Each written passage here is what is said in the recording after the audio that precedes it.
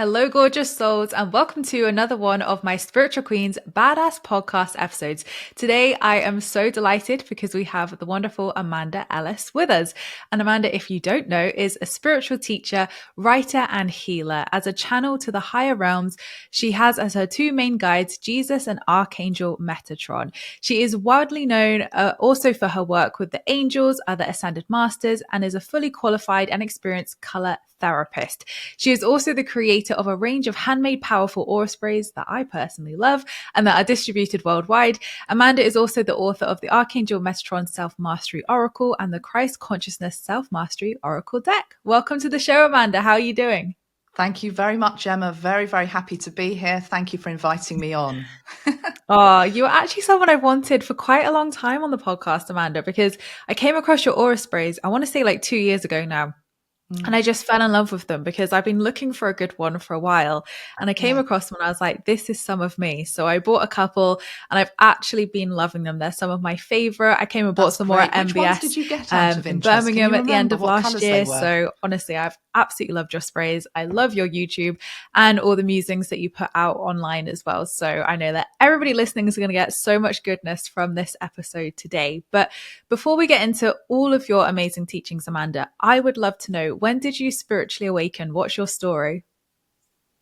Yeah, thank you, Emma. Do you know, this is a question I've been pondering because I knew you were going to ask me. And the word that I get rather than awakening is unfurling. So very much like a flower and the petals unfurl. Because I truly believe, looking back on it, that all of our life is really an awakening, isn't it? It's just that we have some defined moments that we look back on and we can see real progress maybe or real change. But I think it's important to just state at the beginning that all of life is a bit of an awakening or an unfurling. And those of you that maybe know my work with particularly the Christ consciousness will know that I've sometimes talked about the fact that I came from quite a religious family, I suppose, an upbringing. And I regard that as also part of the awakening process, because even though I talk about the fact that I might have left the church, but I've never left Jesus, I still really respect where I came from and what it taught me and what I learned.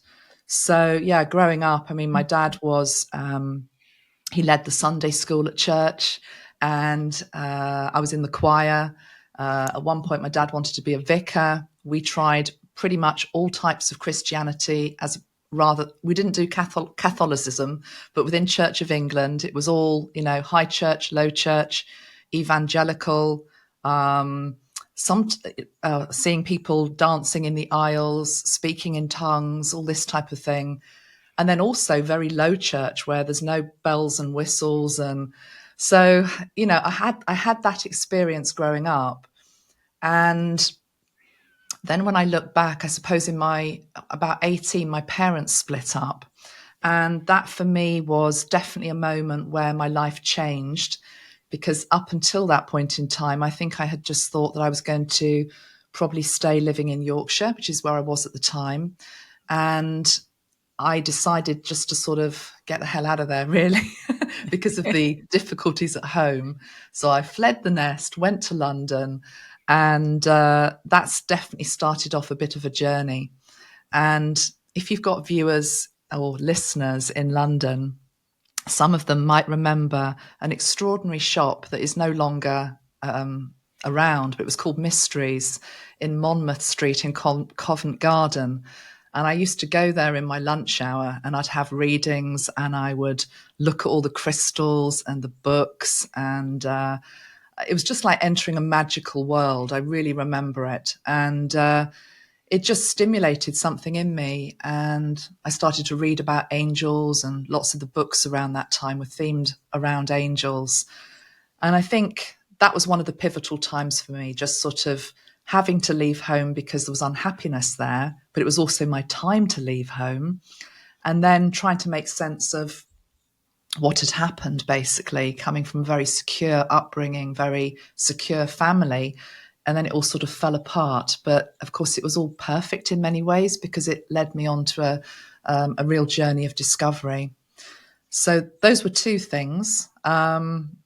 you can please interrupt me if I'm speaking too much, but and then of course I found color therapy probably after the birth of my first child, a little bit later on, and that just started off a whole new journey of discovery with color therapy linked to angels, and we just sort of went from there really. But yeah, I wouldn't say it was one particular moment. It was many different moments. And there was also, I must tell you one little story because it's so bizarre, really. Again, Covent Garden. And I think I had had my first boyfriend. So I was about 18, 19. And we were separated at the time. He was up in Yorkshire. I was down in London. And in my lunch hour, I went to Covent Garden and there was a Romany gypsy caravan on the concourse, which I never saw afterwards. It's really bizarre. And anyway, I went into the one of those beautiful old Romany gypsy caravans that you see in the films, absolutely beautiful. And I went in, and this lady wanted to read my future. And she told me that I was going to marry this boy. And of course I didn't. But this is the whole point of the story, really, because she wanted me to buy her a present. I bought her a present. I paid for the reading. It was all nonsense because she wasn't working from the heart. She was, just trying it on. But it spurred me on because it just intrigued me. I thought, well, why did she say that? And why did that not happen? And sometimes we need that on our path too, don't we, Emma? We need to see the mistakes and where we've given our power away to people. So I actually bless her. And I still think it's bizarre that she was in Covent Garden on that day because I worked in Covent Garden for about another 5 years after that, and I never saw her. I've often wondered, was she actually, when I say real, I know she was real, but, time travel, all that type of thing, it was just very bizarre. Mm. So all sorts of weird things like that, really. I love that though, because sometimes those weird and unexplainable moments, like you Yeah, say, never seeing her again, yeah, really kind of makes you think, what was that? Like, what was I experiencing? And like you exactly. say, it led you along that journey of deepening your understanding and, obviously being the channel that you are today and realizing, well, why didn't that relationship work out? Or, what happened there? And I've definitely had similar experiences where Yes. it encouraged me to reclaim my power, like you say, take my power back, trust my intuition, and be like, Mm, actually, we can create our reality, but equally as well, like I can trust my intuition on this and, mm. the destiny, the path that the universe is kind of unfolding there. But how did we get from Amanda, who's in Covent Garden, who didn't marry the boy, to obviously the Amanda we see today, who is obviously working with Archangel Metatron? So for anybody listening, they might know who the Archangels are, but who specifically is Archangel Metatron and what's your journey with him look like? Yes, okay, thank you. So if you'd asked me that question maybe even 5 years ago, a lot of people had never heard of Metatron. Now his name and his energy is more well known, but he's still not one of the more widely known archangels, such as Archangel Michael, maybe, or Archangel Gabriel. I found Metatron via a color system that I trained in called Color Mirrors. And at the time, they had one archangel represented, which was Metatron in a bottle, like my bottles, a Metatron spray. And it led me to do another course, which was called Metatronic Healing, which came out of Color Mirrors. And I thought I was going to be doing that. I was with Color Mirrors for 10 years. I was with Metatronic Healing for a little while.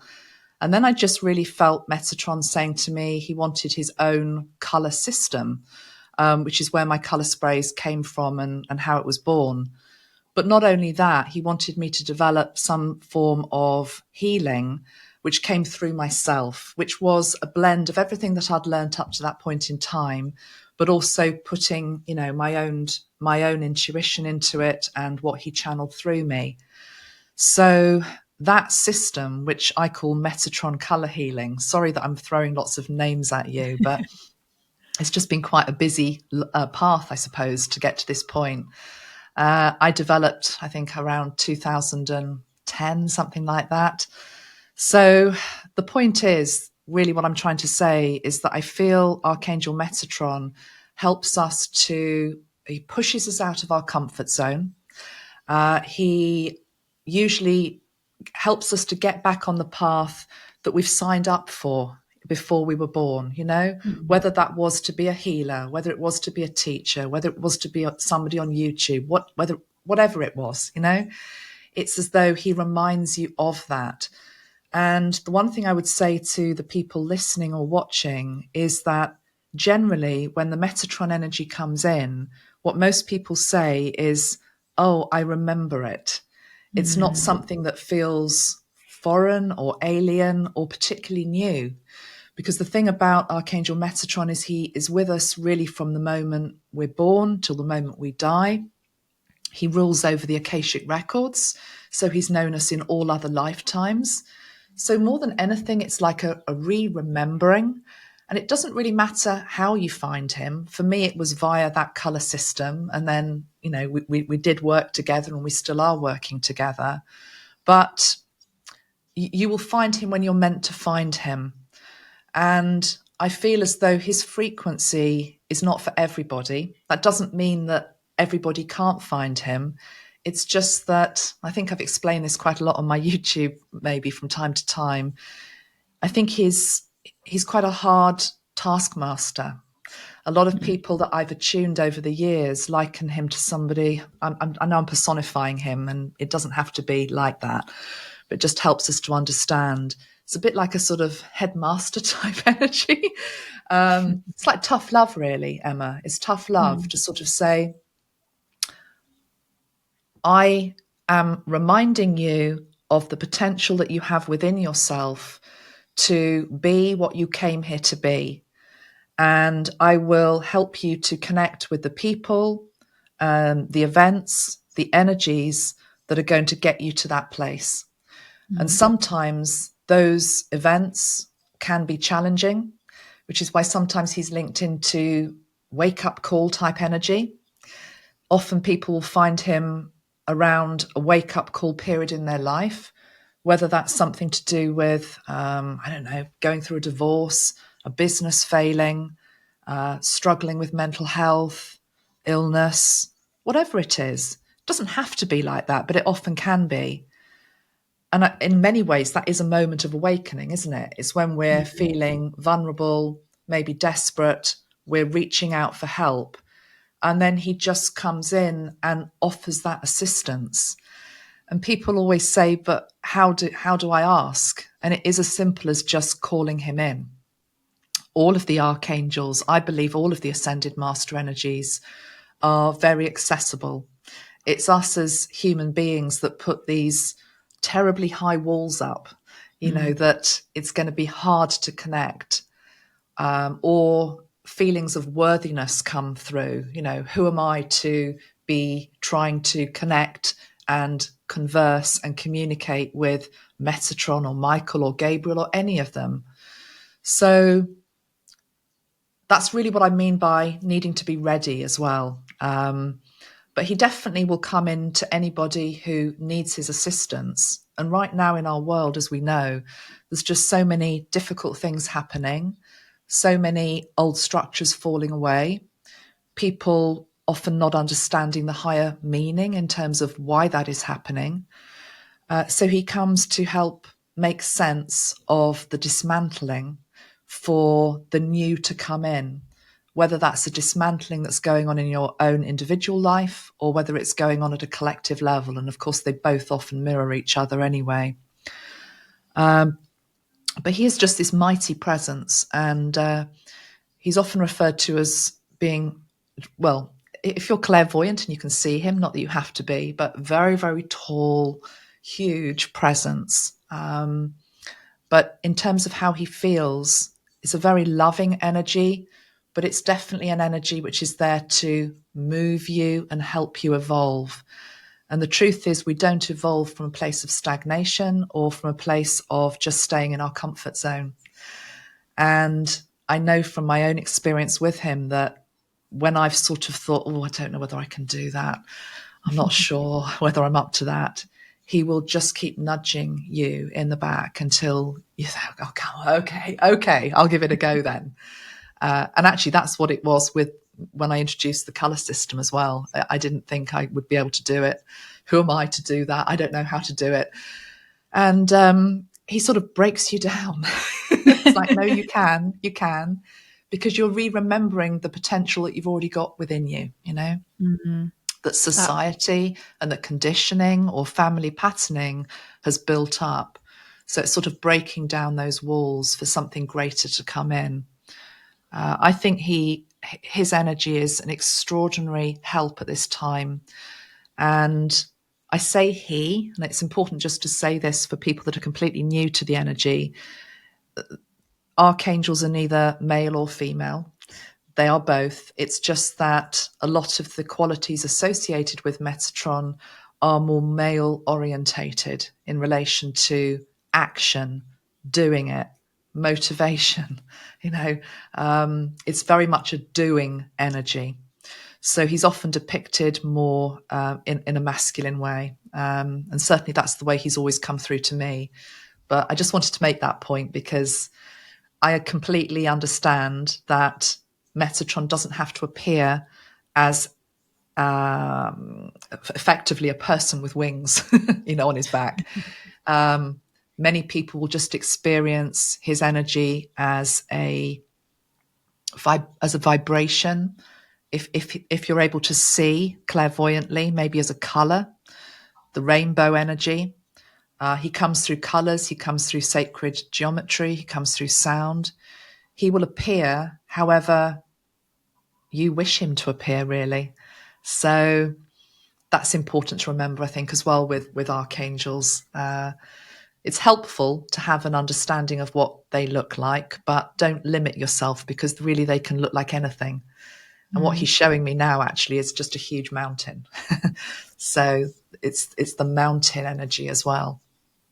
Yeah. And I think as well, it's really important that, like you said, that people know that you're not asking too much to ask for help or guidance. The question I actually get a lot, Amanda, from people is, I don't want to keep asking, whatever archangel for too much because I don't want to bother them. I don't want to feel like a hindrance. And I think, like you say, it is that self-worth of it is unlimited support, infinite abundance, infinite support, infinite love. And they can be everywhere at once, helping so many people at once. Absolutely. I think that's what people imagine, that if you're asking them, you're taking them away from a more worthy cause. And it's really just because we can't get our head around quite how vast and expanded the energy is, and that it's capable of being everywhere at any one time. But so too, actually, can we, in terms of our multidimensional selves. So it's mirroring that back to us as well. So did that answer your question? Yes. Yeah, it did perfectly. Yeah. Okay. So let's go a bit deeper into how we can work with Archangel Metatron. So how can he help us to understand duality and the higher perspective of what's going on in the collective, in the world right now? Okay. So what I always talk about is he helps us to see things from a bird's eye view. Because as human beings, and we're all like this, we can get very stuck on the minute details of things. If you think about a problem that you have in your own life, in fact, he showed me this before I came on. This is a good technique maybe for people to do. So in the morning, what I try to do is just open up my chakras one by one, starting from my Earth Star beneath my feet, moving up to the stellar gateway above my crown. Now, it doesn't have to be as far as that. You could just be working with the 7 chakras in your body, but doing something which is affirming that I am open to the higher realms, but I'm also connected into the earth above.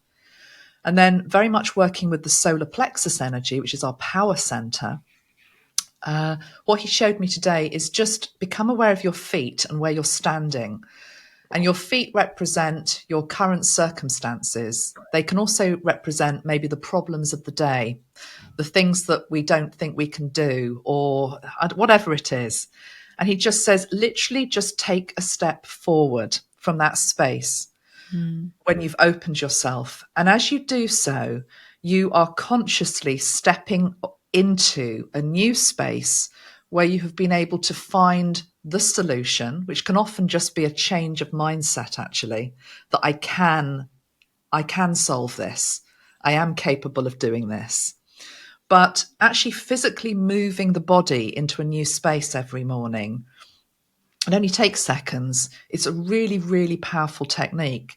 So I'd really encourage people to do that. But yeah, going back to really what you were asking, it's because we're too stuck looking at the details. We can't see the wood for the trees, as the expression says. So Metatron takes us up to a bird's eye view where we're able to see things, yes, from a higher perspective, but equally we start to look at qualities such as our ego, egos that are involved in situations, in relationships. Is it the ego that's stuck or is it the heart that's stuck? Because usually if we're really coming at anything from a heart-centered place, the heart doesn't really get stuck. The heart is always ever flowing. The heart always wants to find the highest solution. But our egos get stuck, don't they, all the time, in blame, in shame, in judgment, in I'm right, you're wrong. So again, just going up to that bird's eye perspective, we're able to sort of see, what are we operating from? Are we operating from ego or are we operating from our heart?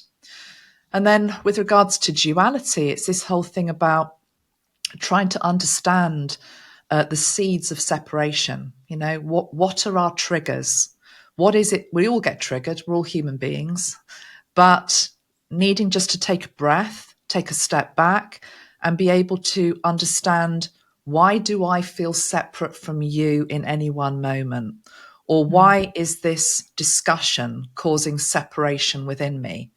Why can I not get to a place of unity with it?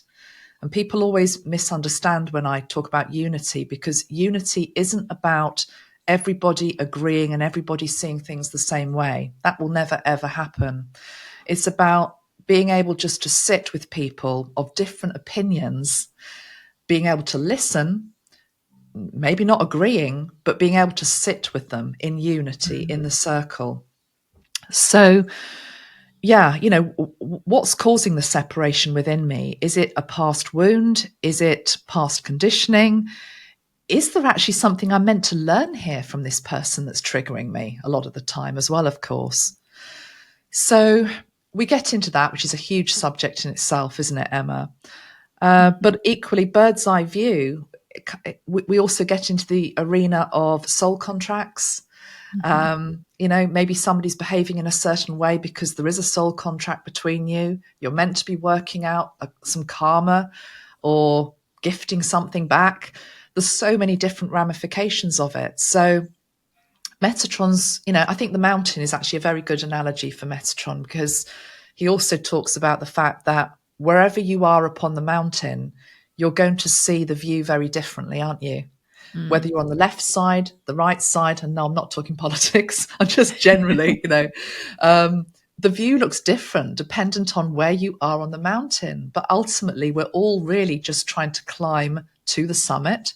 And what is the summit? The summit basically is the climb back to, for want of a better word, the Godhead, talking sort of tree of life. So we come down from spirit and become, matter in the material world. We're meant to have a physical experience here, but we are spiritual beings. We learn what we're meant to learn upon the tree. And of course, Metatron sits at the top of the tree of life. And then the journey is ever, back up again, So, it's not always easy, Emma, to see the higher perspective of situations, because as a human being, we're sort of programmed a lot of the time to stay in judgment, blame, or projection. And it's easier sometimes, it is easier to stay in those qualities sometimes than to take the higher road. But to take the higher road is helping all of us get to a place where ultimately we can sit around in that circle at some point. It's not an easy journey. And that's why, working with the Metatron energy, where he's always constantly trying to totally respect where you are and how you're feeling in the present moment. It's not ignoring that, but equally just trying to help you understand, well, why is this happening? Why are you feeling like that? It helps to get that wider perspective. But it's very much as above, so below. It's not dissing what's going on at ground level, but it is trying to just understand it from a higher perspective. But we live in this very dualistic universe, of course, which just wants right and wrong and black and white and never the twain shall meet type energy. So, yes, that is what we've chosen to come to, a dualistic universe where we want to put things in nice, neat little boxes.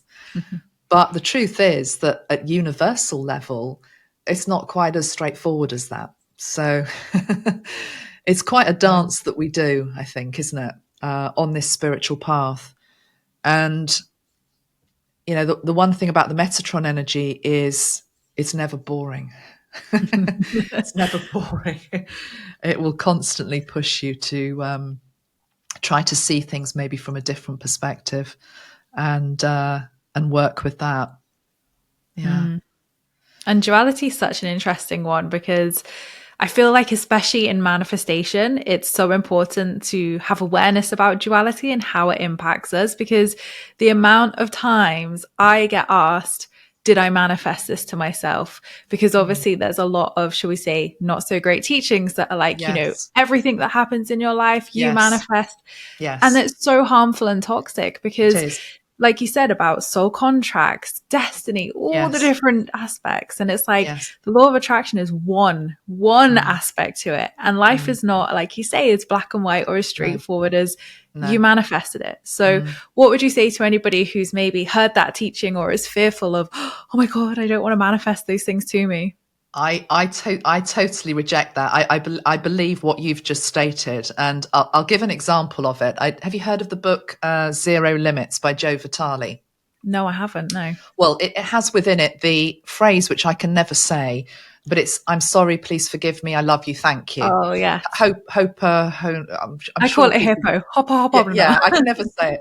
But the point is, in many ways, what that book, I'm not dissing the book, by the way. I'm not dissing the person who wrote it. It's just that I have a little bit of a hard time with it because the first time I ever read it, I got halfway through it and I literally threw the book across the room because it triggered me so much, because it is what you're basically saying. It's like everything in your life is a mirror of you.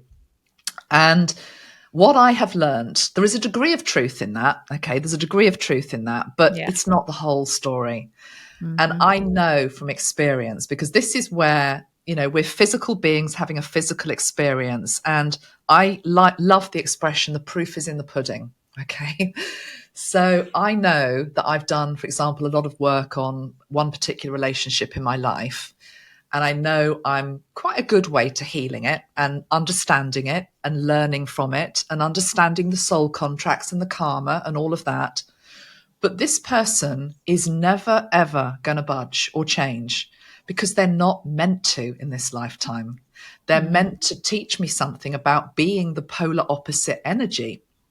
So in some way, well, I guess it's a mirror, but it's a polar mirror. Does that make sense? Yeah. It's certainly not the fact that, well, because they're still stuck in the same way that they were maybe 30, 40 years ago, it means that you haven't progressed at all, Amanda. I just don't believe that. So, you know, there has to be caution, I think, doesn't there, with some of these teachings out there, because it can make people feel a total failure otherwise.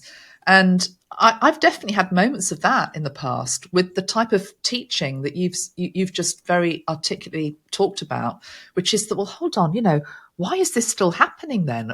Maybe none of the healing that I've done on myself has worked. And I don't believe that is true, because I know I feel different and I'm responding differently maybe to that person. I'm more at peace with myself and the soul contract.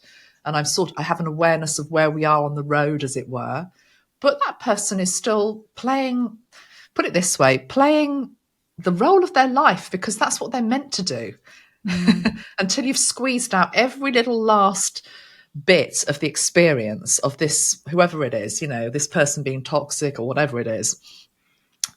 Can I learn forgiveness? Can I learn compassion?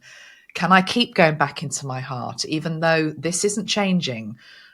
on the external with them, they're not meant to change, Emma. That's really my feeling. Does that resonate with you? Yeah, absolutely. And I think Yeah. it's that control as well, isn't it? Of you Yes. have someone else who has free will. They have their own Yes. soul contracts, their own path, Yes. their own destiny.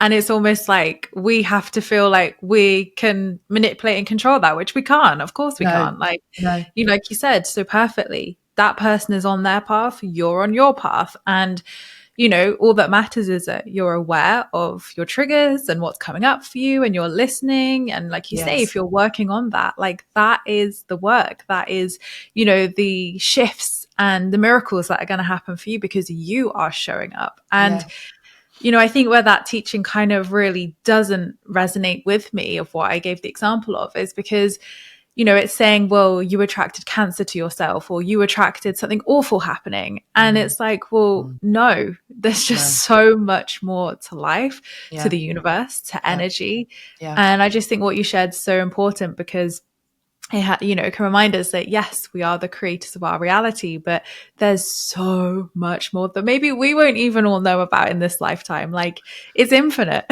Yes, and I think it comes down to what you said, which is respecting another person's soul choice as well, Mm, and not judging it as being inferior to our own, mm, because then we can get into, spiritual one-upmanship that somehow, well, I'm doing all the work, and I'm evolving, and you're not, but actually that other person has come in to play a really difficult role, maybe staying as a victim type energy, for example, or staying in a very narcissistic type energy.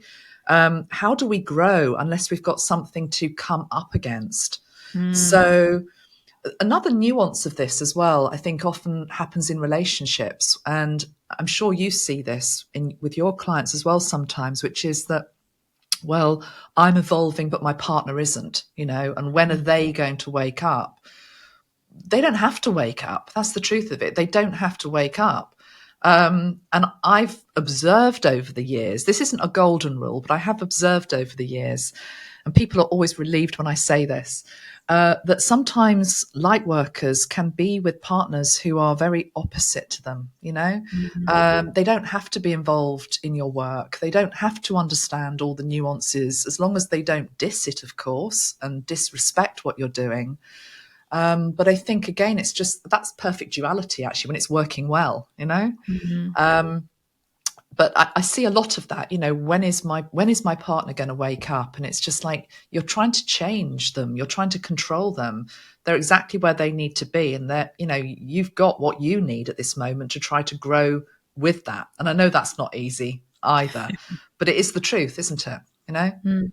Why are you Yeah. getting triggered? Why are you getting triggered by the fact they don't want to attend the same thing as you or read the same book as you? Maybe you're just meant to grow together, yes, but be Mm. independent and grow in your own way together, and let them grow in their own way. I think it's sort of Yeah. linked to the subject.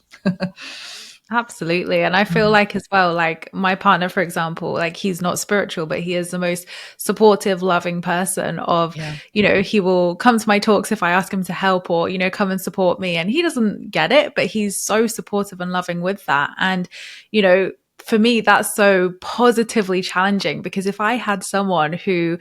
was, just as spiritual as me or spiritual king or whatever, where's the fun in that? Where's I the know. lessons? Where's the growth? I know. Whereas for me, it's like he's a really grounding, solid energy for me where Mm, actually I'm like, oh my God, this is exactly what I needed. I did not need someone who got it all, no, wanted to do all the same things as me. And no. actually, there's so much we can learn Yeah. from having a non spiritual partner or, Mm, whatever the word is. So I yes. think, yeah, there's so much growth in that too. Absolutely. And their spirituality it's just different. That's all it Yeah. is. So, Yeah. I mean, my husband sounds very much like your partner, but for example, my husband is very ecological. So, he's Mm. very much into, I mean, recycling, but to a real big degree. That type of thing, whereas he'll be like, hold on, what you're about to throw that out? You can't do that. You can't, all of that. So it's just being spiritual in a different way. So Yeah. it's what makes the world go round, isn't it?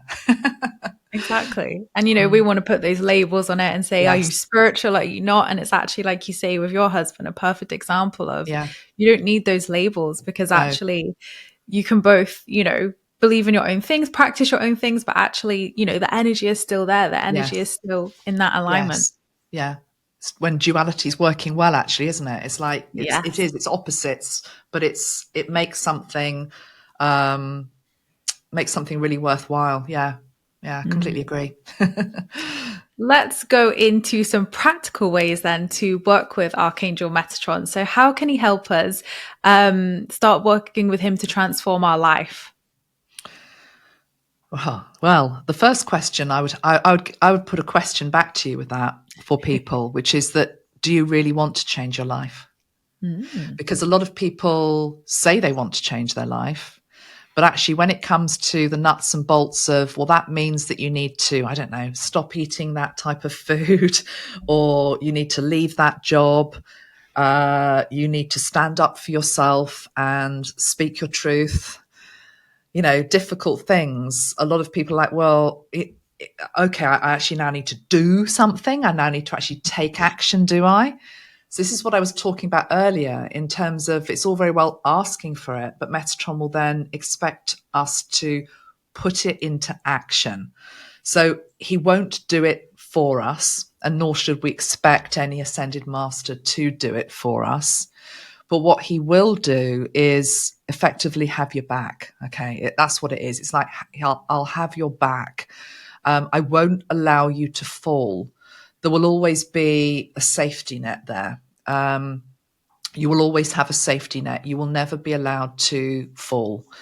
And that's really important, because if you know that, you can then take the steps that are required. But in terms of how can he practically help, I mean, literally in any way conceivable, including absolutely the very everyday. Okay. So I'm a big one for talking about things such as priorities, so sort out your priorities. What is it actually that really needs to be done this week? And where are you wasting your time? We all know where we're wasting our time, Emma, don't we? That's the point. We do. We So do. he will help us to see that.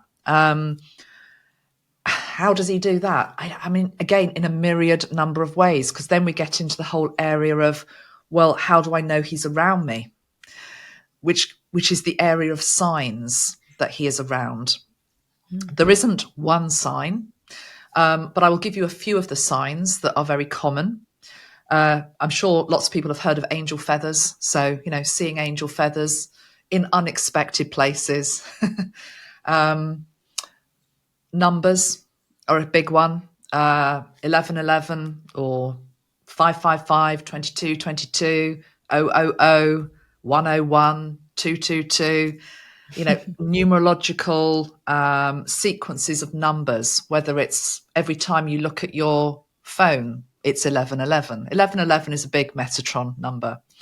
Or, the cooker, or the mileage on your car, the hotel room that you check into. Oh, it's room number 111. Oh, I'm on the 11th floor. Of course I am. That type of thing.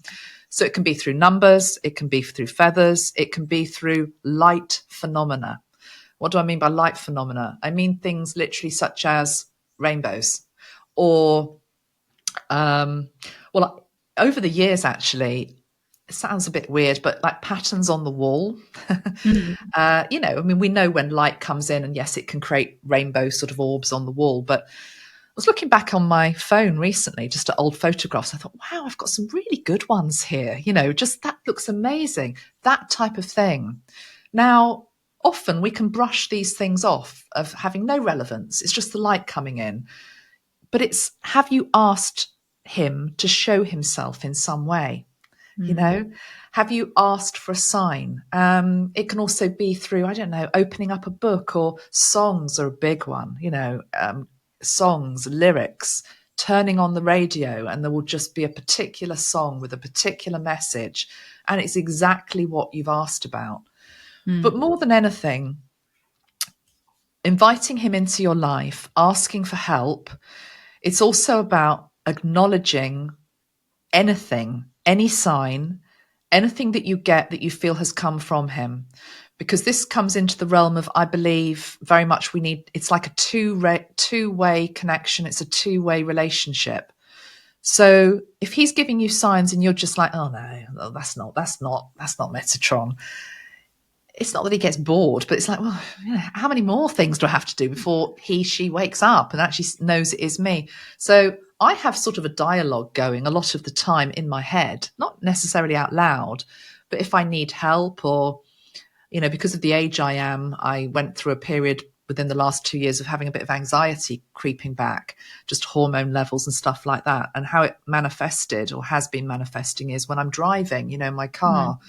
So I'll often ask him to be with me in my car. And, I have a little dialogue going on. And it's like, I just feel like he's got me in those moments when I could be starting to panic, or I'll put the radio on, there'll be a particular song. I don't know, it's just really weird things that happen. Or a car goes by and, there's a business near us called Angel Scaffolding, and I'll see that. Or I don't know. It's so please let us remember to thank the archangels, not just Metatron, when they give us signs, because that reinforces to them that actually, they've noticed. And then they can give us bigger signs, bigger messages. It's a bit like when you receive a message from spirit, whether it's Metatron or anybody else. It's learning to trust it, Emma, isn't it? That actually this isn't the type of thing that normally I would think about. Why has that just dropped into my mind? I wasn't thinking about that. Could it be that it's actually come from a higher place? It's not actually your consciousness. It's another consciousness that's trying to connect with you. And it's different. And start to notice when it happens. And of course, a higher consciousness will always speak in terms of light and love. It won't be a fear-based message.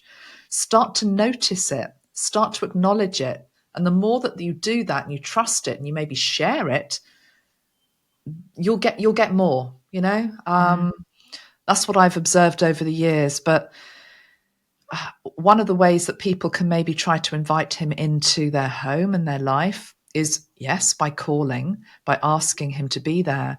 But I'm a big one for creating like what I call a little altar. It's basically a little grid. I've always got one somewhere around me. I've got one on my desk here. You can't see it. It's out of camera shot. But it's just my grid for the week, And to me, it's a visual representation of knowing that spirit is with me. These are the themes that I'm maybe struggling with this week, or this is the work that I have to do this week. What colors can help me? What cards can help me? What crystals can help me? And then it's as though Metatron doesn't want you to worship him. He doesn't want you to pray to him. It's just acknowledging his energy. And I'm a very visual person. So for me to have a visual reminder, be it a piece of art, a card, a crystal that links me to his energy, is very helpful, because we live in such a busy world. Otherwise, best will in the world, you often forget. It's like you forget the help that we've got behind us. So And that's why, whether it's a spray, a candle, whatever it is, it just all helps to put Metatron or whatever ascended master you're working with back into your front of mind consciousness. Oh, have I asked for his help? No, I haven't. Why haven't I? Let's do it now. That type of thing. So, and also the elements as well, I will just quickly bring in, because fire, earth, water, air, again, it depends how people are wired. If you're coming at it from a more maybe shamanic perspective, you might ask to see signs via the elements. People that see shapes in the sky, in the clouds, that's another way. Or via fire, or I live by the sea, so trying to connect into the consciousness of the sea, but equally understanding that Metatron is part of that oneness. He's part of everything. So he's in all of the elements. He's in all of the colors. He's in all of the sacred geometry. He's in everything. There's nothing really that he's not in,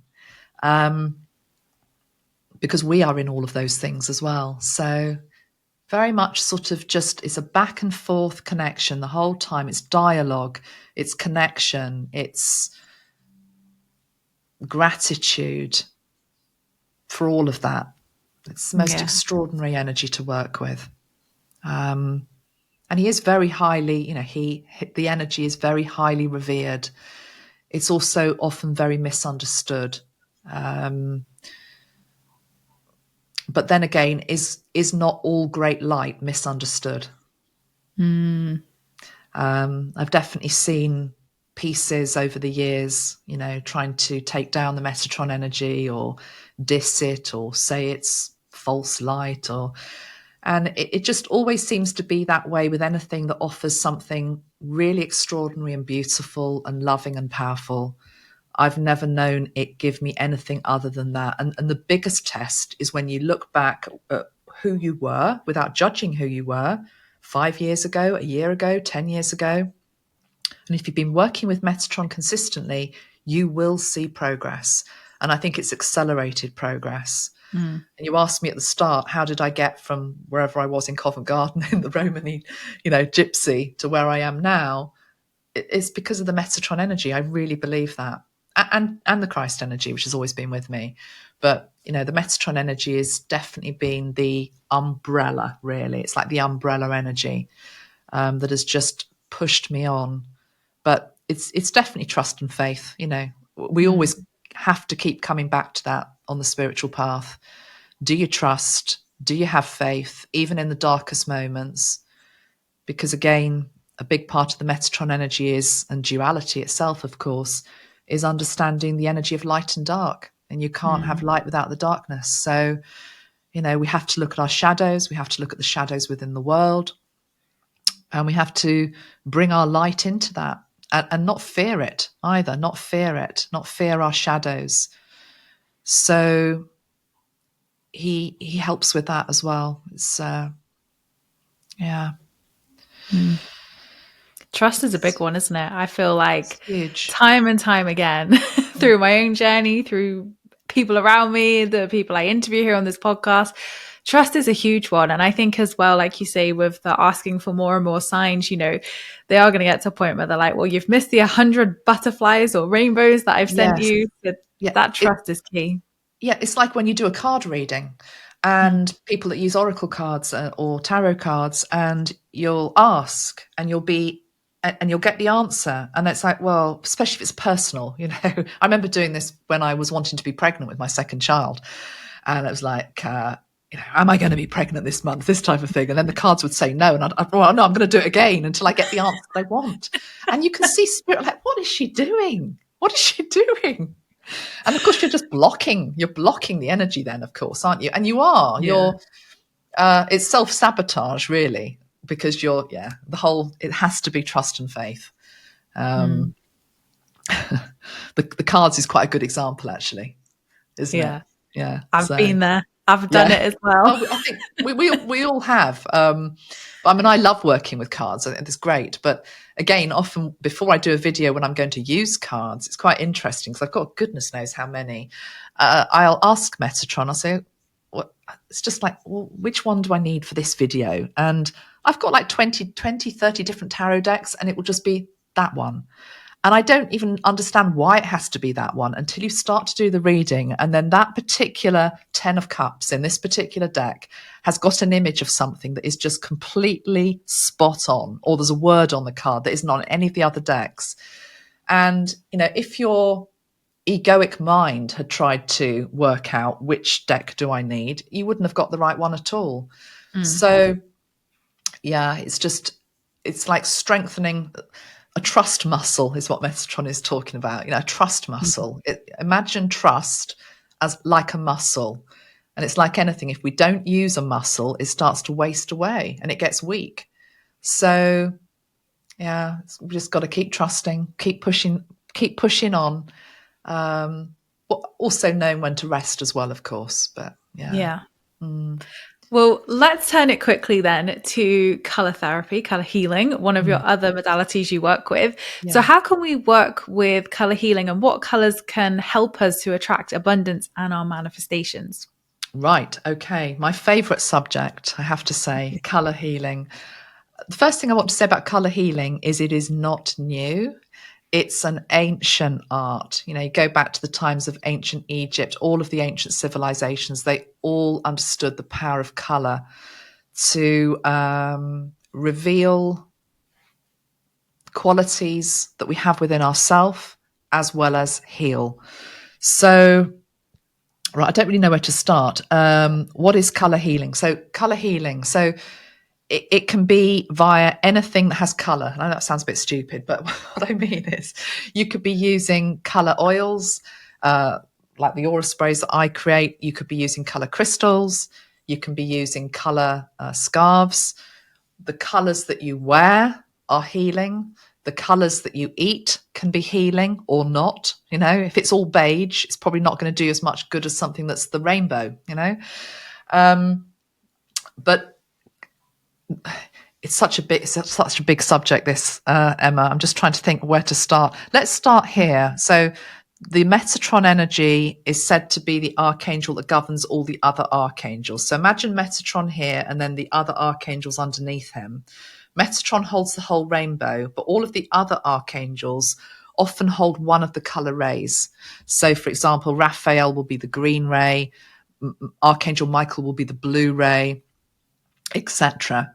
So what we can do is we can ask the archangels to infuse our body with a particular color ray, whether that be via visualization, literally imagining yourself cocooned in the color, or imagine the color flowing through you, or imagining the color going to one specific part of the body. So, for example, blue, obviously linked into the throat chakra, imagining that becoming infused with a beautiful blue light. Or whether it be through meditation. It can be color breathing, where we're literally imagining that we're breathing in the color, we're breathing out the color until we become the color. You know, there's one or two exceptions. I think breathing in red can be a bit troublesome sometimes if you've got high blood pressure or you've got maybe heart issues or you're angry. You know, I wouldn't recommend that. But there's certain colors which are safe, and the safest one is white light, really. So breathing in white light, you can't do any wrong. Gold light is also a beautiful color to work with. Pink, which is the color of love, is also a lovely color to work with. But your question really was linked into abundance, wasn't it? And how to attract abundance in. And on first hearing that, I was thinking, okay, so abundance. That could be red, because red is linked into money and material wealth and health. You know, what is abundance? It doesn't just have to be money. So it could be red. Or it could be orange, because orange is linked into our sacral chakra, which is our, you know, fertile, creative place from which we can build new ideas, new projects. Or it could be gold, because gold is linked into alchemy. But the more I'm thinking about it, Emma, I'm thinking, what color can we work with to attract abundance? Really, it's the color that we block in many ways, because the color that we don't want to work with, the color that we have an aversion to, is usually telling you something needs healing. So I have a dear friend. She won't mind me telling this story, but I have a dear friend and she has a complete aversion to the color yellow. And it's always intrigued me, because I thought, why would you block? Why don't you want yellow? But yellow, of course, is linked into play. It's linked into childhood fun. It's linked into many things, but in relation to this particular person. So can you see that if you've got a block to being in playful flow and joy and being childlike and silly, that can absolutely block abundance? Because I believe that the abundance that I've got in my life, put it this way now, is because I've always tried to follow what one of my first color teachers told me, which was keep it light. And I realized the pun in what I'm saying. Keep it light, keep it playful. As soon as work starts to feel like, oh my God, I've got to speak to Emma this morning. And, you know, not that that was how I was feeling at all, but, you know, you understand that energy. Yeah. Well, that feels awful. That's just bringing up a whole wall of horribleness, basically. Keep it light, keep it playful. How wonderful. I'm doing this podcast this morning. You know, I love my work. And I know I'm blessed to be in that position, but equally I've sort of fought for that, you know, because I've had to walk away from other things that weren't playful, that weren't joyful, learning to say no to certain things. So coming back to your original question, what is the color that you're most averse to? And then that will usually tell you something. So I don't know. I mean, throw a color at me and I'll see if I can see if I can answer it. Just see if the theory works, because I think it does. Well, I'll use a personal example. Yeah. So purple is one that like home decor wise, I'm like, nope, I don't want purple. And my nail lady always jokes to me. She's like, Emma, try all these lovely purple colors. And I'm like, absolutely not. And she's like, why are you so against purple? And I'm like, I don't want it in my house. I don't want it on my nails. So I've noticed that one. Yeah, but you see, it's really interesting because you say you're blocking it, but you're sitting underneath bright lights that say spiritual queen, because purple is the color of royalty. Ah, You how know, funny. it's claiming your sovereignty. So I don't want to psychoanalyze you here, but I'll just say this. Sometimes we can feel powerful in particular places and not in others. And I know this is true for me as well. Mm. So let's take it away from you now, just because I don't want to embarrass you or anything like that, but I'll talk about myself. But, I can appear confident here. So I'm in my gold, I'm in my yellow energy, but put me somewhere else and I don't feel like that at all, you know? Mm. So you can think on that really, but because it's Mm. interesting, because all I'm seeing is spiritual queen. Yeah. And that's a purple ray color. Think about think about kings and queens with all their beautiful robes, and even in terms of religion. I mean, that can also be part of it. If there's a block to purple, it can be a experience, maybe a bad experience in the past linked into traditional religion. It doesn't have to be from this lifetime, of course. It can be from previous lifetimes where we've been, I don't know, betrayed maybe by those in positions of power. Unfortunately, of course, it still goes on to this day. But you've thrown me a bit on purple, you see, but it's great, Emma, because how others see us often isn't how we see ourselves. Mm. It's the truth, isn't it? Yeah. Yeah. So, you are a powerful woman. You are a spiritual queen. You own that. But we're all a work in progress, let's be honest, aren't we? We all are. I am as well. So I would just say, put the purple cushions out on the sofa. But also one technique that I know of. It's not my technique; it's somebody else from Colour Mirrors days. But what we had to do was we had to wear a colour for a whole week. Mm. That's really interesting. If you had to literally wear purple for a whole week, you would learn what it is about that color that is, and it's got nothing to do with skin tone or anything like that. It's much deeper than that. Why have you chosen to wear white today? Why do you normally wear white? Why was I wearing white today, but I felt I had to put this blue on, And I sort of did it subconsciously, taking off the white and putting this on. But then when I looked at it, I thought, actually, no, I understand why I've put this on today, because blue is the color of communication and teaching and channeling and all of that. And so it's a very subconscious thing, color, our choices, what we wear, what's in our wardrobe. I'd encourage people to literally open up their wardrobes today after watching this and see what is the predominant color in there. If it's all darker colors, I mean, other than maybe you have to wear it as a uniform for work or school, but beyond that, if you've actually got a choice, if you're always just choosing black, there's a degree of not wanting to stand out, wanting to sort of hide away a little bit. And, or is it looking a little bit like a rainbow? I like to think mine's a bit like a rainbow, but I have got quite a bit of blue in there. But, what are the colors that are just not there? And challenge yourself to maybe wear it, because when you're wearing it, you are absorbing those colors. As weird as that sounds, it's radiating out into your aura, and it changes the way that you feel, in the same way that if you go into a room that's bright red, it's energizing. It makes you hungry. It can make you feel passionate, lusty, whatever. If you go into a room that's green, it's, the right tone of green. It's beautiful. It's just, calm. It's healing. It's peaceful. The color, people don't seem to have as much awareness as I think they should, in terms of how much colour can help us and how much colour already does. But equally, colour can also,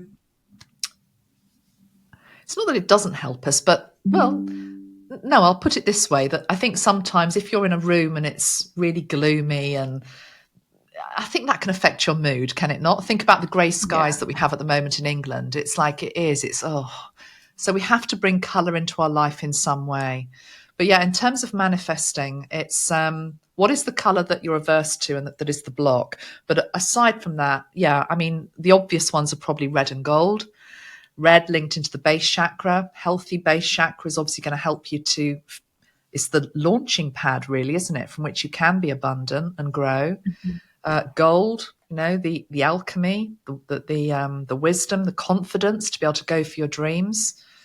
But really, I just want to say the whole rainbow. I mean, because really you need all of the colours. You need all of the colours.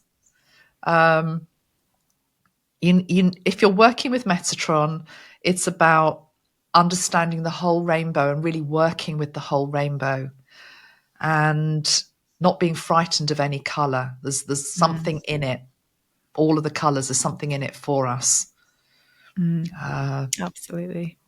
But I will just sort of end with one really lovely little story, which is when I used to have people come into my home for readings, I had one lady, she only came once a year. She came in January. And the first year she came to see me, she was a young girl. She came head to toe dressed in black.